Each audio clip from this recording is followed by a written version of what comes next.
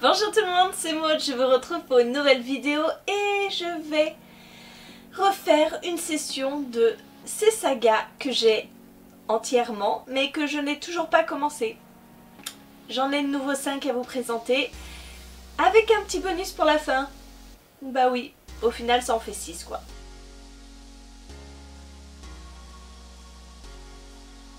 Je continue à acheter des sagas entièrement alors que je n'ai même pas encore lu le premier tome.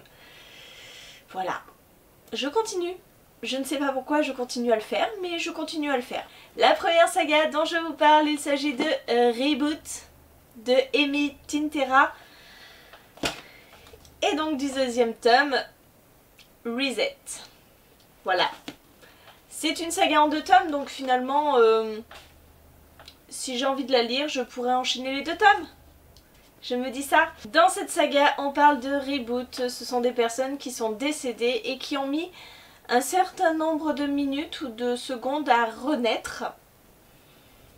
Suivant le temps qu'ils ont mis à revivre, ils sont des reboots plus ou moins forts, plus ou moins puissants. Et ils ont perdu plus ou moins leur humanité.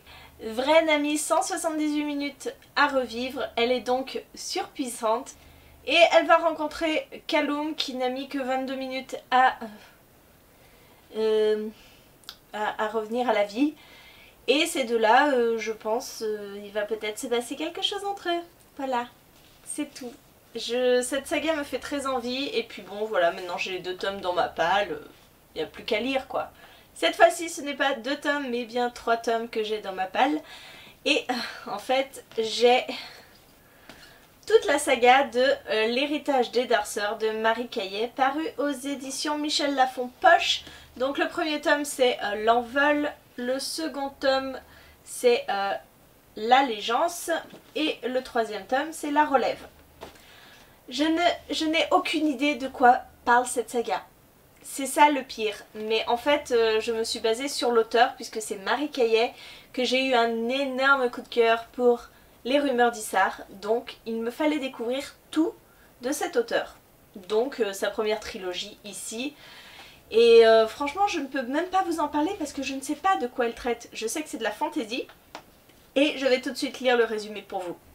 Ça m'a pas l'air très original. Nous sommes dans une histoire où nous suivons une jeune fille qui s'appelle Midriya qui se découvre un don. Le don d'elle, et en fait ce don particulier n'est présent que chez les Darceurs. Et les Darceurs, je crois que ce sont les héritiers légitimes du trône d'Edrillion. Voilà. Je me suis encore acheté aussi un diptyque complet, c'est celui-ci, The Scorpion Rules de Erin Bow, éditions Lumen, le premier tome, et le second tome, Prisoners of Peace. Voilà, encore une dystopie qui me plaît pas mal avec, je crois, des enfants qui sont kidnappés à leurs parents qui sont les monarques de différents pays pour servir de monnaie d'échange au cas où qu'ils fassent la guerre. Si l'un de ces pays déclare la guerre à un autre, leurs enfants sont tués. Tout simplement. Voilà. C'est encore un pitch qui me plaît bien. Mais c'est du Lumen, j'aime beaucoup les éditions Lumen. On verra bien ce que ça donne pour cette saga. Là j'ai une vraie excuse. J'ai une vraie excuse pour... ce sont 2 tomes de fantasy. Ce sont les chroniques de Sea West. Donc le tome 1 c'est La guerrière fantôme. Le tome 2 c'est Le lion à la langue fourchue. Ce sont des livres de Liz Seven. J'ai découvert Liz Seven avec Saving Paradise que j'ai beaucoup aimé. Je voulais la découvrir en fantasy et en fait ces livres ne sont plus vendus puisqu'ils étaient aux éditions du Ries qui a fermé ses portes. Et j'ai profité donc l'année dernière au moment de la fermeture pour acheter ces 2 tomes. Voilà. Parce que je me suis dit si j'achète le premier tome c'est débile, je ne trouverai jamais le second tome donc... Voilà, j'ai la saga complète, au moins. Et puis j'ai fait une bonne action en permettant un petit peu à cette maison d'édition de fermer avec quelques petits sous en plus. Dans notre monde, elle est étudiante et dans le monde de Death, qu'elle rejoint nuit après nuit, elle est la guerrière fantôme. Et je n'en sais pas plus. Et pour finir, je vous présente encore un diptyque. En règle générale, c'est beaucoup de diptyques, hein. Je fais rarement la folie d'acheter toute une saga quand il y a 7 ou 8 tomes, quand même. Donc je vous propose Holomorphose. Donc le premier tome c'est Blasphème, le second tome c'est Armageddon et c'est de Jean Vigne et c'est aux éditions du Chat Noir. Alors ici j'avais pris le premier tome lors d'une commande du Chat Noir pour l'offre 9/3/4. 3 livres achetés, le 4e offert. Et ce deuxième tome m'a été gentiment ramené du salon Fantaisie en Beaujolais par Pauline de la chaîne Patatras qui me l'avait fait dédicacer et tout. Donc voilà, j'ai profité qu'elle aille au salon pour avoir ce second tome. Donc finalement, toujours pareil quoi, j'ai toujours une bonne raison. Maintenant plus qu'à lire. Dans cette saga, nous suivons Solana qui vient de déménager à Grenoble, sauf que rien ne va dans sa vie. Et de plus en plus, elle s'aperçoit que tout ce qu'elle touche vire à la catastrophe. Je vous fais un résumé très court, mais je ne veux pas en savoir plus de toute façon pour me plonger dans cette saga. Voilà, je vous ai déjà parlé de 5 sagas que j'ai complètes et que je n'ai même pas encore lues. Et je vous fais un petit bonus avec une intégrale d'une trilogie. Ouais, d'une trilogie. La Porte du Chaos de Louise Cooper aux éditions Brajlon. C'est une intégrale que j'ai eue à 10 €. Vous savez, ils font des petits prix pour les anniversaires, je sais plus quoi exactement. Et en fait, je me suis jetée sur cette intégrale parce que j'ai lu la première trilogie de l'auteur qui s'appelle Le Maître du Temps, que j'ai simplement adoré.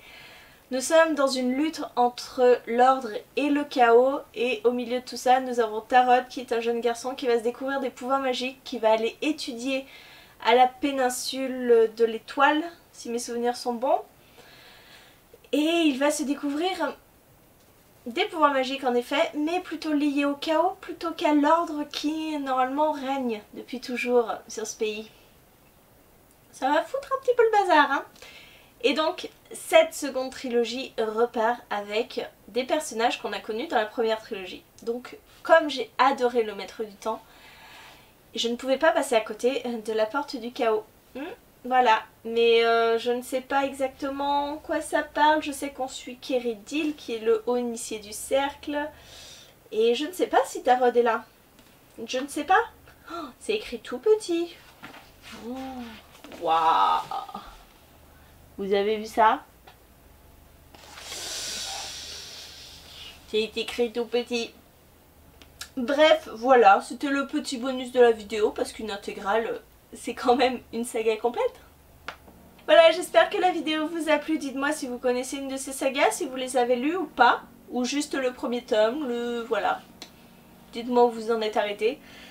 Je pourrais encore vous refaire une vidéo comme ça, parce que je pense que je pourrais encore vous en trouver 5. Largement. Mais ce sera pour plus tard, hein. Oui. Ouais, j'ai vraiment un problème là-dessus, hein. C'est dingue ça, j'achète que des sagas complètes. Et si ça me plaît pas, comment je fais?